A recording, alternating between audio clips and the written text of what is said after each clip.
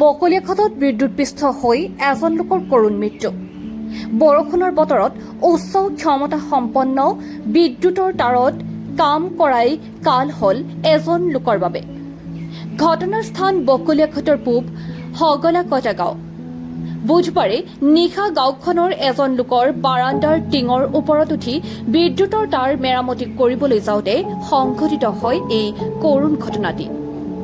দুৰ্ঘটনাত নিহত লোকজন বকলিয়াঘাট বৈদ্যুতিক উপসংমণ্ডলৰ মাষ্টাৰ ৰোলৰ কৰ্মী দিনেশ সিং।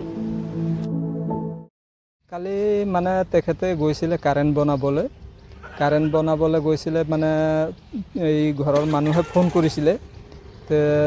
তেখেতে গৈ কাৰেণ্টটো বনাওঁতে মানে কেনেকা মানে শ্বৰ্ট হোৱাত মানে এই ওপৰত মানে টিঙৰ ওপৰত কাম কৰি আছিলে, শ্বৰ্ট হৈ আৰু মানে পৰি যোৱাৰ পিছত ঘৰৰ মানুহ চালে যে পৰি গ'ল। তেতিয়া কাৰেণ্টৰ ৱায়াৰটো ধৰি টানি দিয়াৰ পিছত মানুহ এজন উঠি তেওঁক ওপৰৰ পৰা নমাই পেলাই আনি আৰু হস্পিটেললৈকে লৈ আনি মানে তেখেতে অফিচত মানে কিবা মানে মাষ্টাৰ ৰোলত না কেনেকৈ খাটি আছিলে। মোৰ মানে জনামতে 12,000 মান্থলিও পাই আছিলে তেনেকৈ শুনিছিলোঁ। এতিয়া ভালকৈ মই ইমানটো নাজানো, লেকিন এইটো গম পাইছিলোঁ যে 12,000 মান্থলি পায়। অফিচৰ পৰাতো যোগাযোগ হ'বই লাগিব, তেনেকুৱাহে আৰু। ল'ৰাৰ আজি এডমিশ্যন আছিলে গুৱাহাটীত, এই হায়াৰ ছেকেণ্ডেৰী পঢ়ি আছিলে।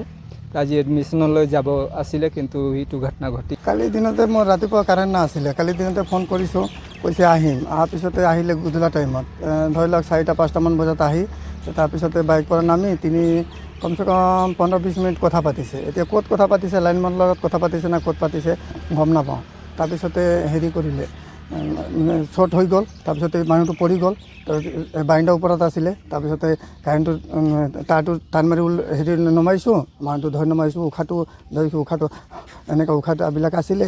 তাৰপিছতে গাড়ী টমটম একো ব্যৱস্থা কৰিব পৰা নাই। মানুহবিলাক য'ত ফোন কৰিলোঁ আহি আছোঁ কৰি অলপ দেৰি হৈ গ'ল।